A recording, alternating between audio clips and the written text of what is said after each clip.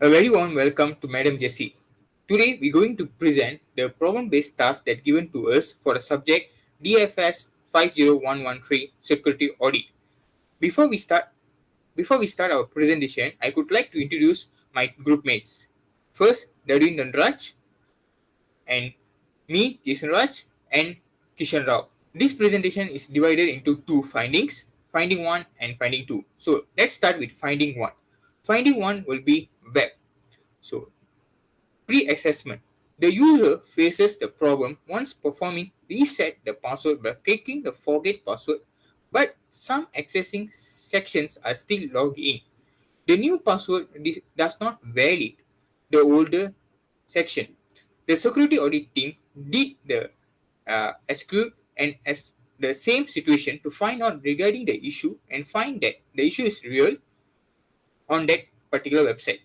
The problem that caused this problem is due to the broken authentication. The web faces the problem of syncing the new token sometimes. It allows the attacker to interpret and gain access. So this is what we got through during our pre-assessment phase. Next.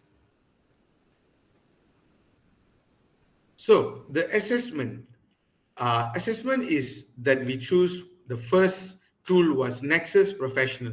So Nexus is the leading vulnerability scanner in the industry that assists security audit in reducing your organization attack surface and ensuring compliances in physical, virtual, mobile, and cloud environment. High-speed access discovery, configuration auditing, and target profiling, malware detection, sensitive data discovery, and vulnerability analysis are all included in Nexus. Nexus set the standard for speed and accuracy with the world's largest continuously updated library of vulnerabilities. So how can we use this Nexus to scan for vulnerabilities? So very easy. Step one, you just have to create a scan, choose the scan template. There will be many templates that will be given in there, and configure scan setting.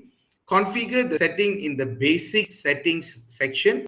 Configure credentiality, launch scan, and view result of the scan. You will get the whole scan and you can proceed with the next one.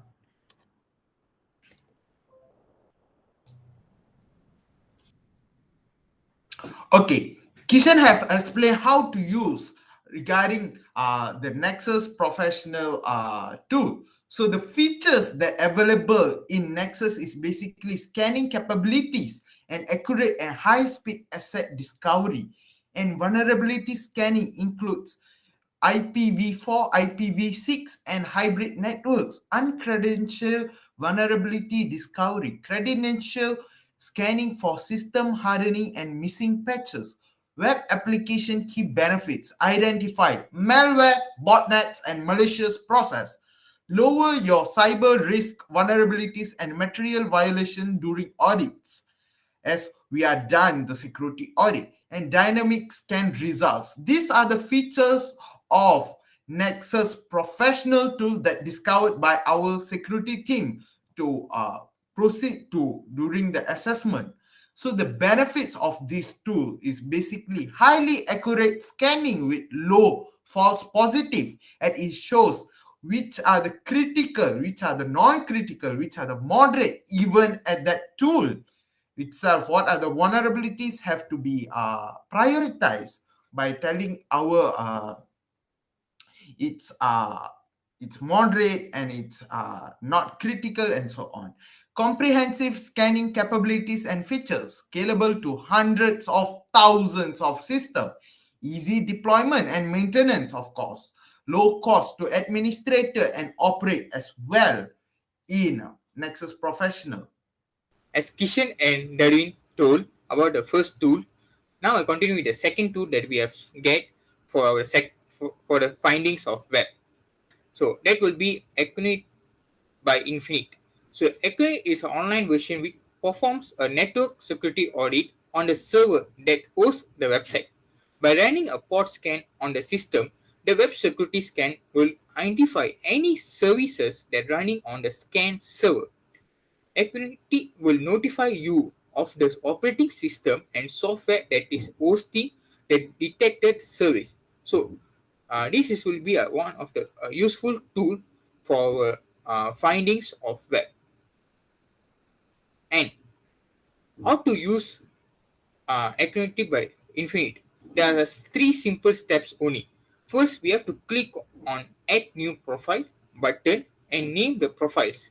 Step 2, we need to select the vulnerabilities by finding the folders by clicking on that particular folders. And step 3, by once we done the process, just click Save when done. So there's only three simple steps for using this tool.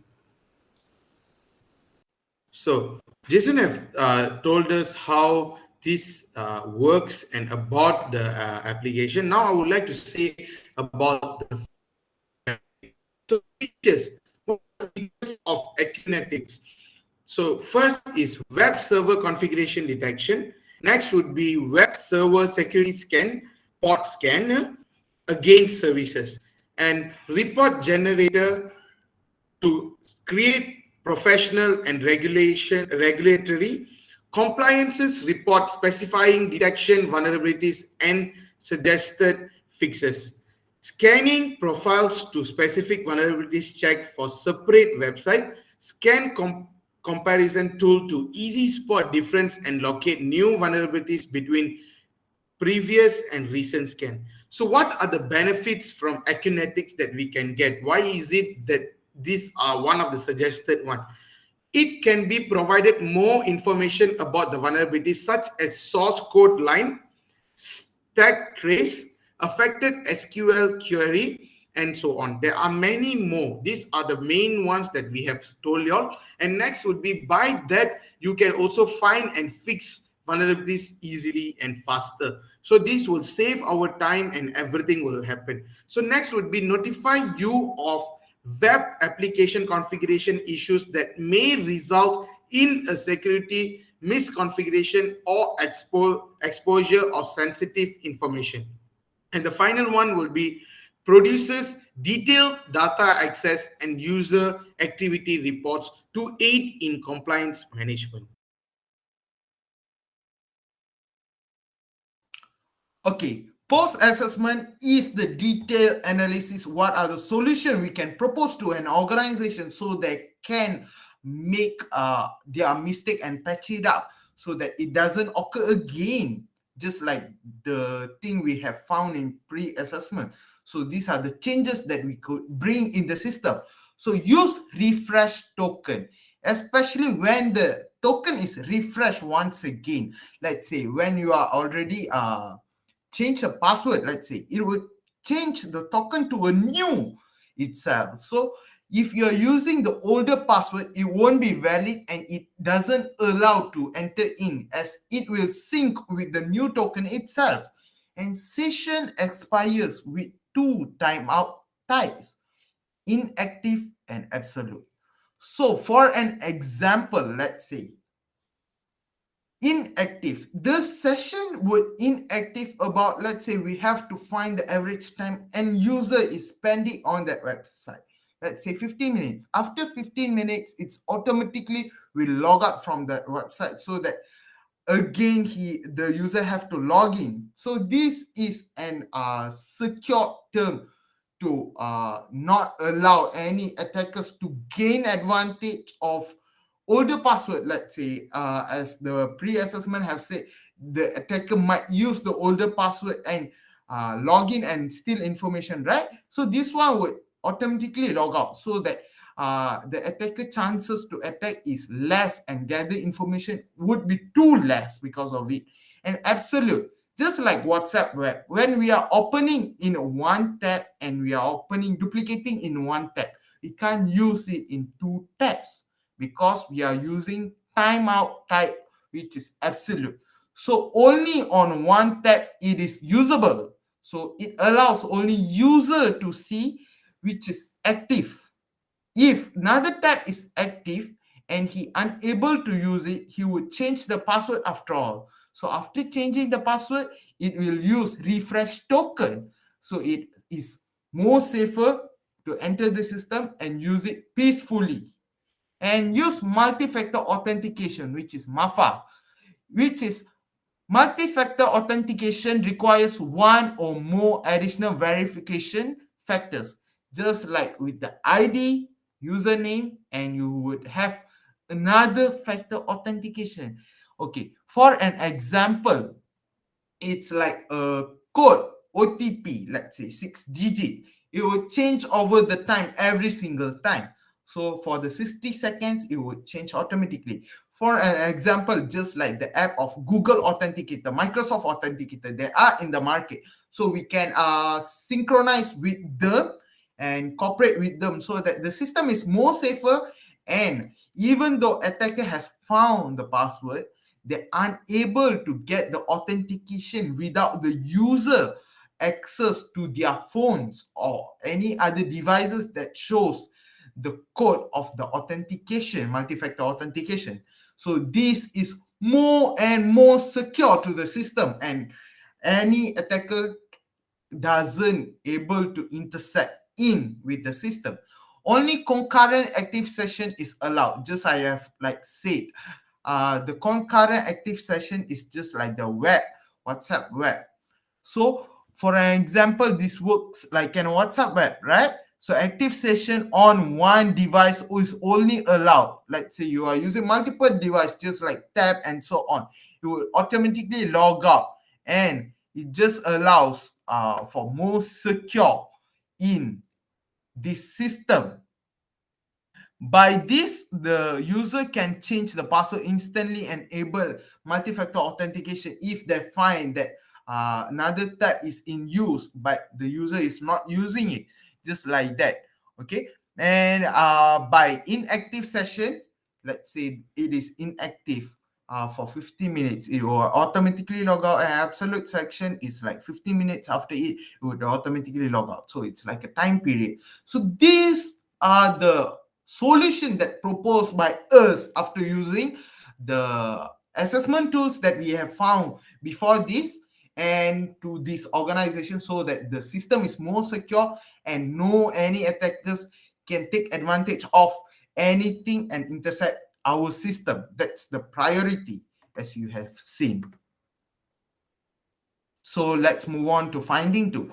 Okay, finding two is regarding about network. The user explains to the security audit team that the teleport CLI client TSH provides a login and logout mechanism to ensure that the user is correctly authenticated into the teleport authentic server. While testing, we discovered that the application flow for user logout is not securely implemented. When the file directory is removed, all SSH certificates with key associated with the login did not revoke, which allow an attacker to take advantage and use it as a backdoor to attack the user network. Basically, it means that the ID and password which are key in the system is stored at a directory of file.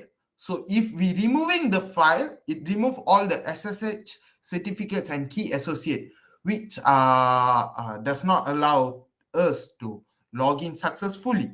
So at the assessment state, we have to think about sufficient knowledge on how a system operates and how the organization would impact on it, right? So just as we have done this and move on to the assessment.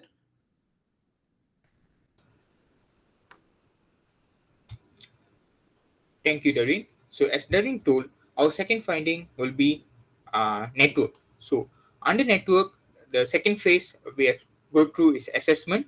So, for the assessment part, we have come up with a tool which called Prtg network monitor. So, what is Prtg network monitors? So, it's a network monitoring software that can collect statistics from designated hosts such as routers, servers, switch, and other important devices and applications. It can run on Windows machine within the network, so it's easier for almost all the companies, all the organizations are using Windows, so it's easier to use this tool to detect the problems. It also benefits the network management software as it can detect problems before any errors, and it also alert the network administrator about those problems earlier. So it's quite easy and quite good application and or tool. Not only that, it also by this most of the costly services outlets can be avoided. So there are two ways to monitor Prtg network monitors. So one of it is pole or Q sensor data. So it orbits data from a device and refreshes it pre-dynamic intervals. It includes information such as device status, resources utilization, and metrics. It is a method that uses the majority of sensors. It also can consume and collect sensor data through the interface such as HTTP or HTTPS, request, port check, email check, FTP downloads, and database requests. So quite easy to monitor using the PRTG network monitor. The second monitoring way will be listen for or receive sensor um, sensor data. So it receives data sent to it by a device or applications. Unexpected events like system logs, simple network management protocol SNMP, traps, uh, brand-wide monitoring, and even log message examples of um, data transmission. So it's easier for it to monitor. So this is the ways of monitoring by using the network monitor PRTG.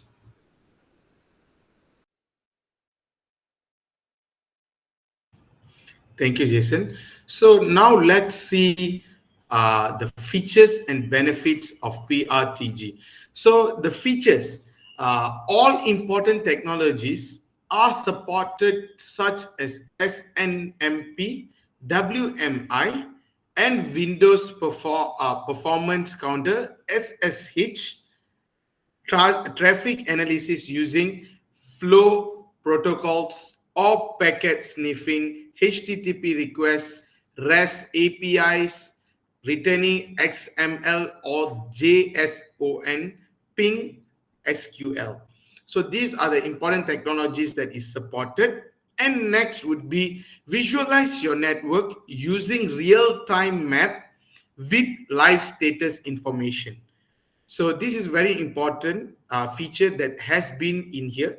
And next would be PRTG alert will alert you when it discovers problem or unusual metric. So this will make our lives easier and our time may shorter because it gives us the alert before we have to go and find out or we need to go through run through it. So this will be very easy of the features that have in. So what are the benefits? So let's come to the benefits of PRTG. So PRTG makes it simple to compare current condition to historical data, which is useful for resources planning, Windows network troubleshooting, and running an Ethernet performance test.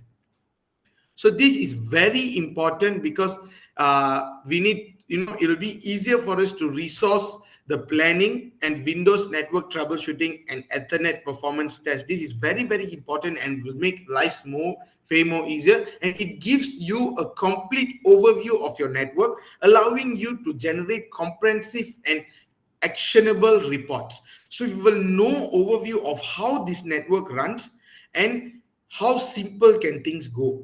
And this will gives us a simple overview report on how our network is. And the network reporting tool also allows you to make selected data available to the public or defined set of users. So as I said, this makes lives way more easier.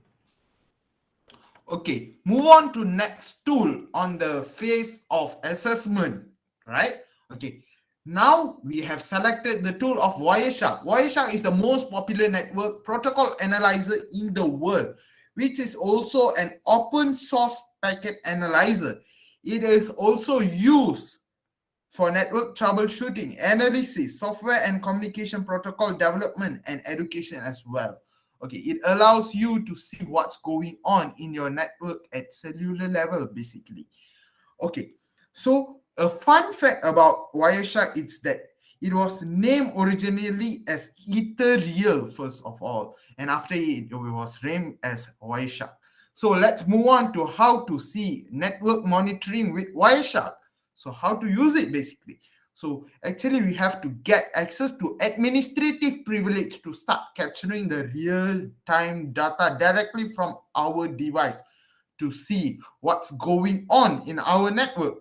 So we need to have administrative privilege because it is a mode that allows you to get all the information that you needed in discovering a assessment at a point. So choose the right network interface to capture packet data, just like Ethernet, Wi-Fi, and so on. So Realtek and other brands and so on. What are the network interface are in use? You have to choose the right ones and choose the right location within the network to capture packet data. And you can able to see that like HTTPS and so on. Many more like TCP, DCP, and so on. Many filters would be there. There are many more things you can do in Wireshark. This is just an example of it because of time restriction.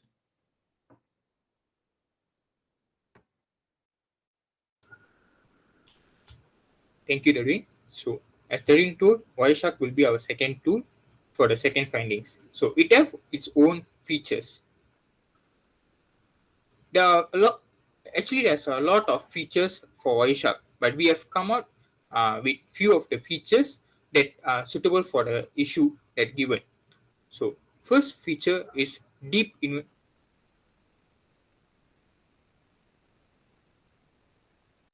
uh, at all the time. It live capture and offline analysis, the most powerful display filter in the industry. So once we captures those data, we can actually filter by using keywords, all those stuff. So it rich in VoIP analysis.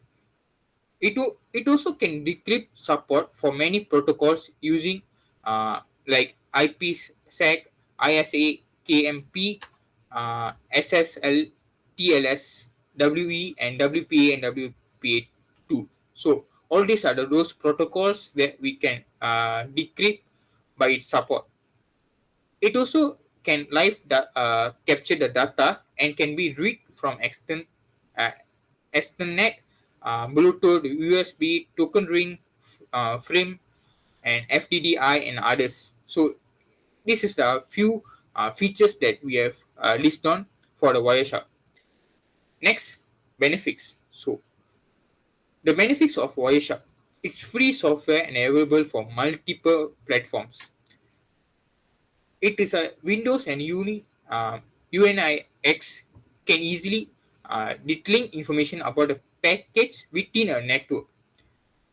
It is a easy to capture any filter of data. So it's open. So open network, so we can capture any data and we can actually capture and filter it according to the needs.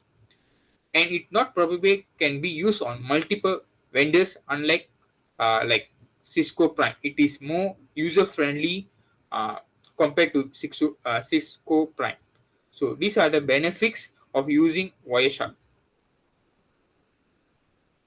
So now is the post assessment on based on the finding to that is network, and the two main tools or application that was used or based on our research was Wireshark and Prtg network monitor.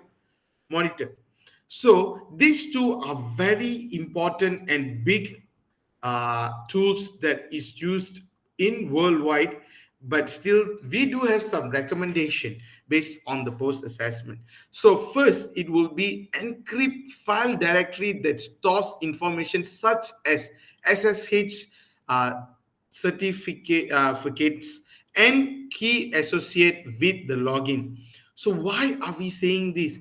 So this, it will make, it would cause problems to an attacker as unable to decrypt and steal the information that is needed to attack the network in the first place.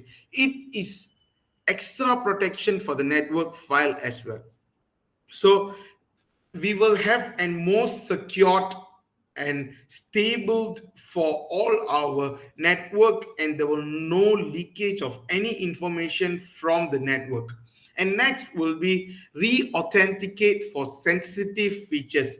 To prevent CSRF and session hijacking, it's critical to require the current credential for an account before updating sensitive account information like the user's password or email address, or before performing sensitive transaction like shipping a purchase to a new address. Without this safeguard, an attacker may be to carry out sensitive transaction. An attacker may also gain temporary physical access to a user's browser or steal their session ID to take over the user session. So this will be very dangerous because the ID and a lot of details will be out there. So this is why the re-authentication for sensitive features is required. Next is single sign-on SSO and single log-out SLO. Single sign-in sign-on SSO is an user authentication process that authenticates the user for all the application to which they have been granted access and eliminate additional prompts when the switch application during a session. It essentially eliminates the needs for your users to log into multiple application in the same browser session. When a user logs in one system, it exchanges authentication data with another service that has SSO enabled and automatically logs the user in. The single log out, the SLO profile, allows a user to log out of all participating sites in a session almost simultaneously, and the user can log out globally from any website regardless of whether it is a service provider SP or an identified provider IDP as determined by respective web application. So next or final recommendation is transmit uh, password only over transport layer security.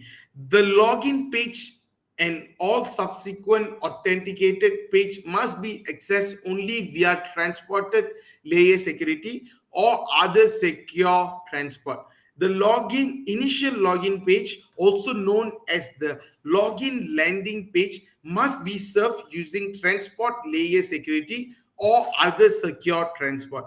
Failure to use transport layer security for the login landing page allows an attacker to chance the login from action, causing the user's credentiality to be sent to an location. Failure to use transport layer security for authenticated pages after login allows an attacker to see the unencrypted session ID and compromise the user's authentication session. So this is why that we need transmit password only over transport layer security. So this is all from us based on our finding one and finding two, the web and network. We would like to thank from myself, Kishan Rao, Darwin, and Jason. Thank you.